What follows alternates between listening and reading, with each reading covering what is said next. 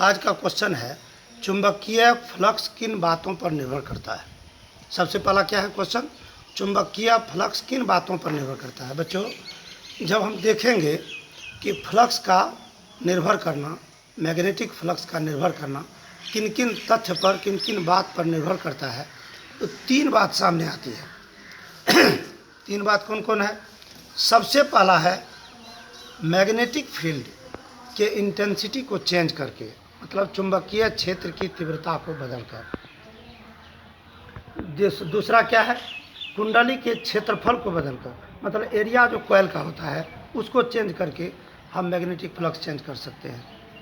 तीसरा क्या है, मैग्नेटिक फील्ड की दिशा को बदलकर, चुंबकीय क्षेत्र की जो दिशा है चेंज करके, एन को एस, एस को एन के तरफ कर देंगे तो इससे भी फ्लक्स का चेंजिंग होता है। दूसरा नेक्स्ट क्वेश्चन है क्या, प्रतिलोमी धारा क्या है। इन्वर्स करंट कहते हैं प्रतिलोमी धारा को। प्रेरित धारा की दिशा के विपरीत, प्रेरित धारा के दिशा के विपरीत प्रवाहित धारा को प्रतिलोमी धारा कहते हैं।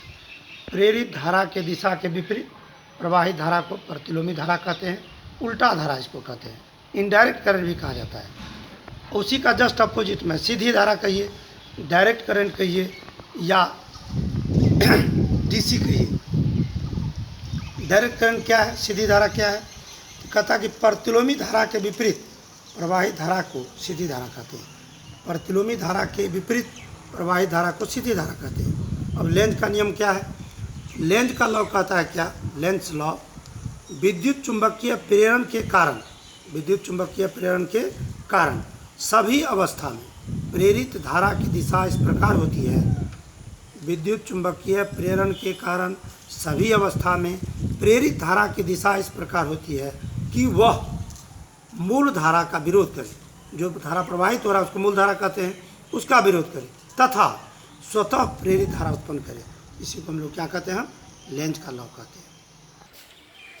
देखिए नेक्स्ट क्वेश्चन है, Fleming's right hand rule, Fleming का दक्षिण हस्त नियम क्या है।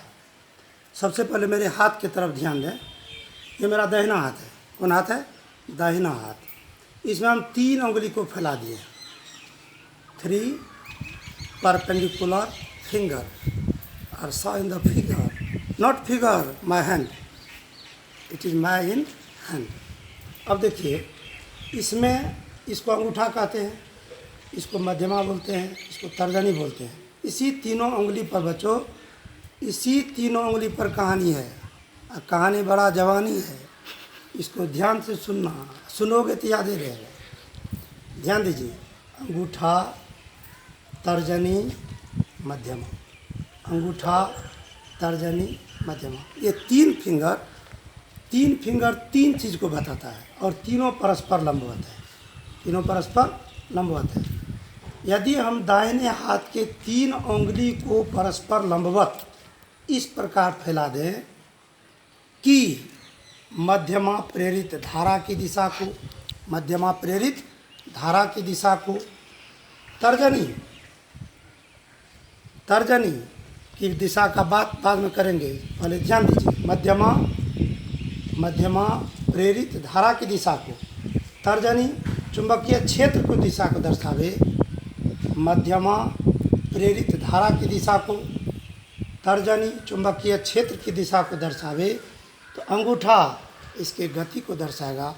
यही तीन बात याद रखना। फिर से मैं ध्यान देने के लिए कहूँगा आप लोग को कि अपने दाहिने हाथ के तीन उंगली को पहले फैला लें। आप फैलाए, ध्यान दीजिए, फैलाइए पहले हाथ को, अपने हाथ के तीन उंगली को फैलाइए, मध्यमा, तर्जनी, अंगूठा, ये तीनों उंगली को फैला लेंगे।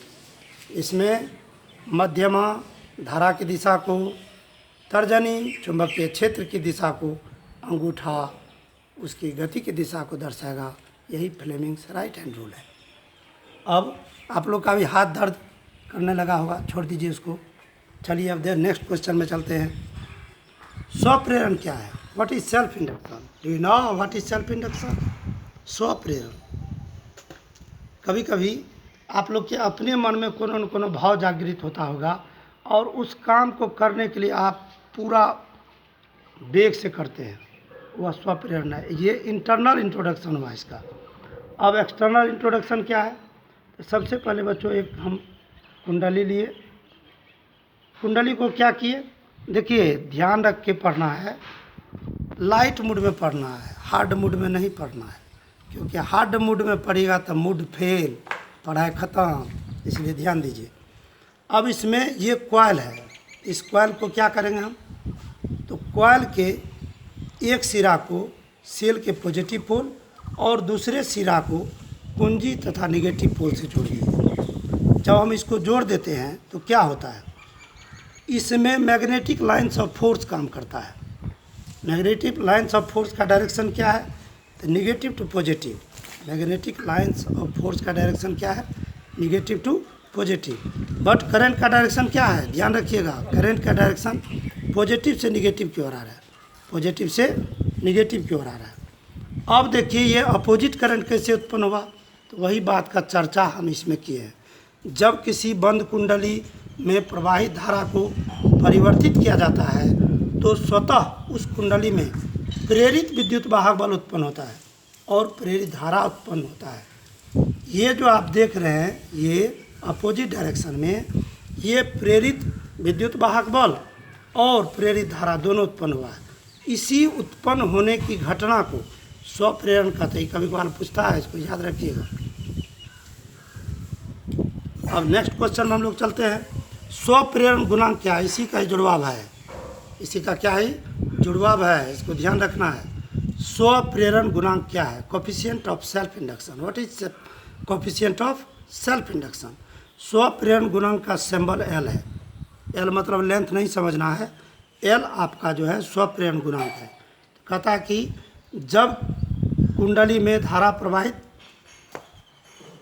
जब किसी कुंडली में धारा प्रवाह के कारण उत्पन्न कुल चुंबकीय फ्लक्स, मतलब कुंडली में जब हम धारा प्रवाहित करते हैं, इसी फिगर पर ध्यान दीजिए, धारा प्रवाहित करते हैं तो क्या होता है, तो चुंबकीय फ्लक्स के कारण धारा प्रवाहित होता है। तो कहता क्या है सो सुनिए, कुल चुंबकीय फ्लक्स, इसका कुल चुंबकीय फ्लक्स प्रवाहित धारा के समानुपाती होता है। उसका कुल चुंबकीय फ्लक्स क्या होता है, प्रवाहित धारा के समानुपाती होता है। तो आप लोग पहले से जानते हैं बच्चों कि समानुपातिक चिन्ह को हटाने के लिए कोई कांस्टेंट की आवश्यकता होती है और वह कांस्टेंट एल है। तो एन फाई बराबर एल आई। एन फाई मतलब टोटल मैग्नेटिक फ्लक्स और एल आई क्या होगा, उसका मैग्नीट्यूड हो गया। यहाँ से एल निकाल लेते हैं, तो एल बराबर एन फाई बटा आई, जहाँ एल स्वप्रेरण गुणांक है। इसमें हम प्रेरित विद्युत वाहक बल का भी चर्चा किए हैं, तो उसको कैसे निकालेंगे, तो एग्जा L proportional to D N phi by D T. N phi मतलब total magnetic flux, D N phi by D T. अब देखिए प्रोपोर्शनल चिन्ह को हटाएंगे तो इस एन फाई के बदला में जो एल आई आया था यहाँ पर, उसी एल आई को रख दिए। एल कॉन्स्टेंट टर्म है, उसको बाहर कर लेते हैं। तो एल को बाहर करेंगे तो क्या हो जाएगा, एग्जा L minus L D I और डी टी। इसको प्रेरित विद्युत वाहक बल कहते हैं कुंडली में।